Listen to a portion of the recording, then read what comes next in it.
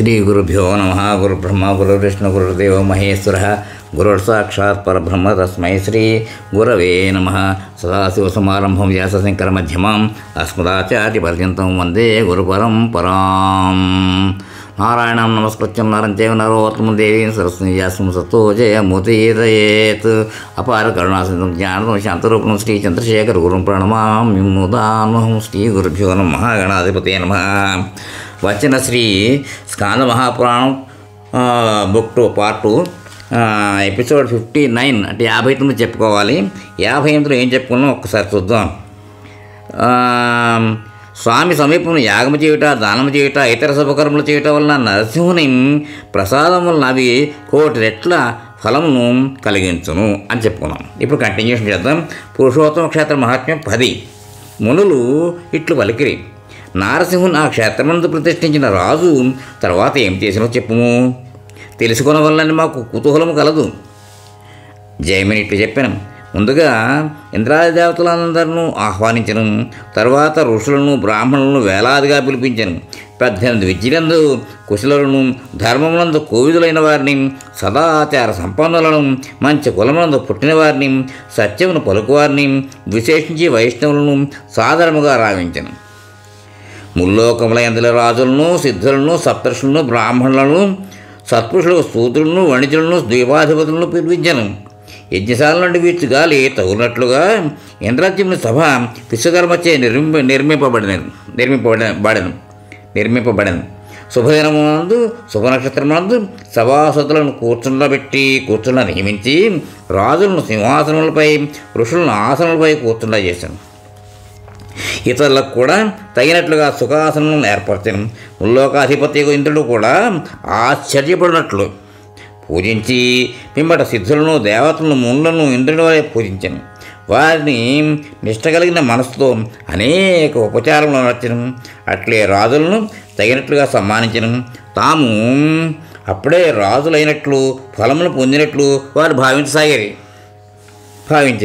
మిగిలిన వారిని కూడా తన మంత్రులచే పూజింపజేసి వినయంతో చేతులు జోడించి నారదునితో, పురోహితులతో కలిసి ఇంద్రునితో బిగ్గరగా ఇట్లు పలికెను. ఇంద్రజిమ్నుడు ఇట్లు పలికెను. ఓ ఇంద్ర, అశ్వమేధ యాగముచే యజ్ఞపురుషుని తృప్తిపరచుటకు నీ అనుగ్రహంలో కోరుతున్నాను. ఓ దేవా, నన్ను అనుగ్రహింపము. నీవే అన్నికుల తోలుకు ప్రభు. ముల్లోకములందు నివసించేవారు నీ ఆజ్ఞలను పాలించరు. 1000 యాగములు పూర్తయ్యే వరకు నీవు ఈ సరస్సు మధ్యమున దేవతలతో కలిసి వసింపు. ఓ త్రిలోకాధీశ, నేను నీ పదవిని కోరి ఈ యాగములను చేయట్లేదు.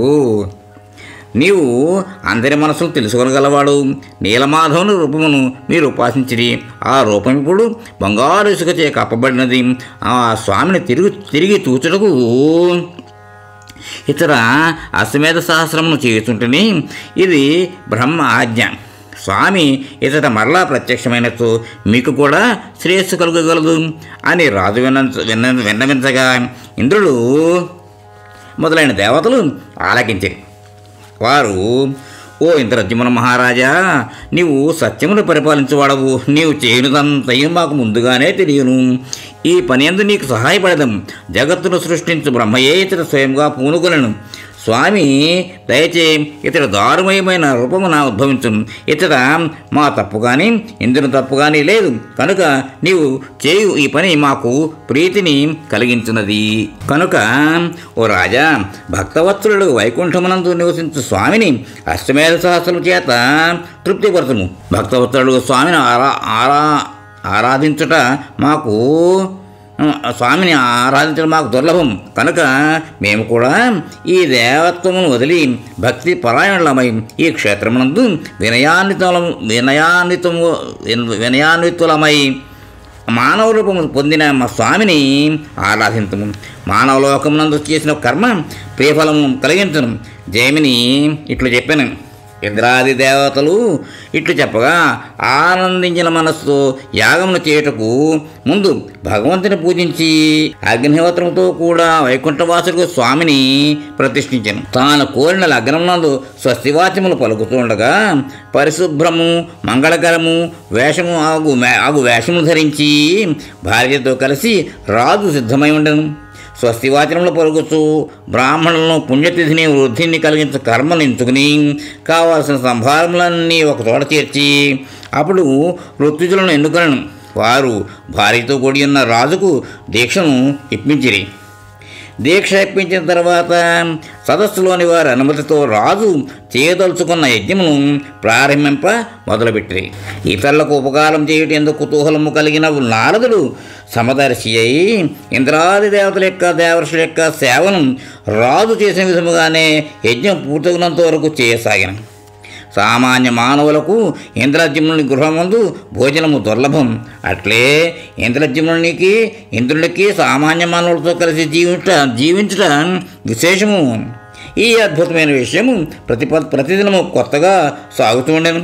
ఈ విధముగా యజ్ఞపురుషుని ప్రీతికై యజ్ఞము సాగుతూ ఉండెను. యజ్ఞం చేయుటిగా భూమిపై కల సమస్త వస్తుజాతము కొనిరాబడిన. బోసిపోయిన భూమి బంగారు వర్షము కురియుడిచే తిరిగి మిక్కిలి అలంకరింపబడినది అయ్యను. ఈ విధంగా ముల్లోకముల యందు నివసించే వారికి అనుదినము దానము సమ్మానము భోజనము విధి విధానముగా జరుగుతూ ఉండేను. అశ్వమేధ యాగమును గూర్చే జనులు కథలుగా చెప్పుకుని ఉంటుంది. పిలువగా వచ్చిన వారిలో యాచకులు కానీ దానము చేయని వారు కానీ ఒక్కరు కూడా లేరు. దేవతలకు కూడా తీరని కోరిక లేదు. ఈ విధంగా రాజు యజ్ఞము అనర్చుతుండెను. ఒకదానికంటే మరొకటి ఆ అశ్వమేధములు మిక్కిలి శ్రద్ధతో సుసంపన్నములు అవుతుండెను. సదస్సు అనుమతితో క్రతువును ప్రారంభించింది. ఆ క్రతువునందు పఠించిన మంత్రములు స్వరముచే కానీ వర్ణముచే కానీ హీనములైనవి కావు. చేయవలసిన దానిని నిర్ణయించువారు కర్మ ప్రచారకులు ప్రాయశ్చిత్తములు చేయటం సిద్ధముగా ఉండిరి. కానీ సప్తర్షులు దేవసదస్సులు సాక్షులుగా ఉన్న ఆ సదస్సునందు కర్మకు విఘాతమే కలగలేదు. గుణములను దోషములను విభజించడం తెలిసిన యాజ్ఞవల్క్యుడు మొదలగు మునులు ఋత్విజులచే ఎన్నుకొనబడి కర్మలను ప్రచారం చేయుచుండేది. ఆ యజ్ఞమునందు హవిస్సులు ప్రత్యక్షంగా అగ్ని మధ్యమున ప్రయాసపడుతూ ఉండెను. సంతోషముతో ఉన్న ఇంద్రాది దేవతలు అచ్చటనే చిరకాలం ఉండి అమరావతిని కూడా తలచట్లేదు. బ్రహ్మ పూర్వం దేవతలకు అమృతమే హవిస్సుగా నిర్ణయించింది. దాన్ని భుజించేవారు వీర్యవంతులై చిరకాలము జీవించుతుండేది. పాతాళమునందు నివసించిన నాగరాజులు అతడికి వచ్చి వారి లోకములందు కంటే ఎక్కువ భోగములను అనుభవించిరి. వారు తిరిగి పాతాళలోకములకు వెళ్ళటం కూడా ఎచ్చగింపకుండిరి. ఈ విధంగా ఆ యజ్ఞము ముల్లోకములకు ప్రీతిని కలిగించుతూ కొనసాగాను. ఈ విధముగా పురుషోత్తమ క్షేత్రమునందు జగన్నాథుని సంతృప్తి పరచుటకై బ్రహ్మ ఆజ్ఞపై ఇంద్రజమ్నుడు 999 యాగములను పూర్తి చేసి 1000వ యాగమును మొదలుపెట్టాను. ఆ చివరి యాగము చేస్తుండగా ప్రతిదినము రాజు శరీరమందు ఒక దివ్య తేజస్సు పెరుగుతూ ఉండెను. ఇక 7 దినములలో యజ్ఞం ముగియును అనగా ఆ రాత్రి 4వ యామమందు రాజు అవ్యయుడగు స్వామిని ధ్యానించను. ఆ ధ్యానమునందు గొప్ప భాగ్యవశమున రాజు స్ఫటికముతో నిర్మించిన శ్వేతద్వీపం ప్రత్యక్షమయ్యాను. ఆ శ్వేతద్వీపమునకు చుట్టూరా పాల సముద్రము వ్యాపించి ఉండెను. గొప్ప వృక్షముల నుండి వ్యాపించుతున్న వాసనలు దిక్కులా వ్యాపించుతుండను. గొప్ప చిత్రవర్ణము కలిగిన విష్ణు స్వరూపులచే నిండి ఉండెను. వారి మధ్య దివ్య మణులతో నిర్మితమైన ఒక మండపము ఉండెను. ఆ మండప మధ్యమున సూర్యుని వలె ప్రకాశిస్తున్న ఉజ్వలమగు రత్నసింహాసనము ఉండెను. దాని మధ్య శంఖము చక్రము గద ధరించినట్టు నల్ల మబ్బు వలె ప్రకాశిస్తున్నట్టు వనమాలను ధరించినట్టు స్వామిని చూచెను. సమస్త లావణ్యములకు స్థానమైన వాడు, సౌందర్యలక్ష్మికి నిలయమైన వాడు, భయము కలిగింపని రూపము కలిగి దివ్యభూషణములు ధరించి ఉండెను. కుడివైపు పుణ్య మ్రోయిస్తున్న ఆదిశేషుడు 1,00,00,000 చంద్రుల కాంతితో ప్రకాశిస్తూ హిమాలయముల వలె ఉన్నతంగా ఉండెను. తన పడగల సమూహముచే గొడుగు బట్టి మనోహరంగా ఉండెను. అతడి కుడివైపున లక్ష్మీదేవి శుభలక్షణములు గలదై వరము అభయము పద్మము ధరించి ఎర్రని వర్ణము కలిగి చక్కని కన్నులు కలిగి ఉండెను.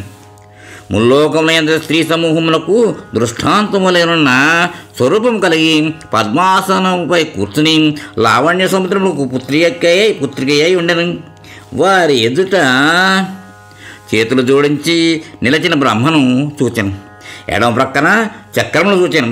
సనకాది మునీంద్రులచే స్తుతింపబడుతున్న జగద్గురు ఒక స్వామిని కలయందు చూచి రాజు మిక్కిలి సంతసించెను. అంతకు మునుపు చూడని రూపము కలిగి జ్యోతి స్వరూపకమై అనంతులకు స్వామిని చూచి ధ్యానమునందు నిలిచి హర్షముచే గద్గదమైన స్వరముతో ఇట్లు స్తుతించెను. ఇంద్రజమునుడు ఇట్లు పలికెను: జగత్తులకు ఆధారమైన వాడా, ప్రపంచములకు ఆత్మకు నీకు నమస్కారం. సంసారమునందు పడి అలసిన దుఃఖమును ధ్వంసం చేయవాడా, దుర్భేద్యముకు హృదయ గ్రంథిని ఛేదించువాడా, నీకు నమస్కారం. అందరికంటే గొప్ప అయిన శ్రేష్టమైన పొడుగైన వాడా, నీకు నమస్కారం. అత్యంత సమీపమున మిక్కిలి దూరమున ఉన్నవాడా, నీకు నమస్కారం. జగన్నాథ దీనబంధు, నన్ను కాపాడుము. సంసార సముద్రమును ఈదలేక నావ వంటి నిన్ను చేరితిని. ఓ లక్ష్మీనాథ, నిన్ను చూచినంతనే నా దుఃఖముల నేను నశించినవి. చిదానంద స్వరూపుడోగు నిన్ను పొందిన వారి పాపములు క్షీణించను. ఈ విధంగా స్వామిని స్తుతించి నమస్కరించను. కళ పూర్తయిన పిదప ఇంద్రజమునుడు తనను తాను తెలుసుకున్నాను. అత్యద్భుతముకు ఈ కళను చూచి రాజు 1000 అశ్వమేధములు చేసిన ఫలము లభించిందని తలచెను. 1000 యాగములు ముగిసిన నా అదృష్టం వరించినది. దేవర్షి చెప్పిన మాటలు ఏ అన్నాడు వృధా కావు. స్వామిని నేను ప్రత్యక్షమైతే ఎప్పుడు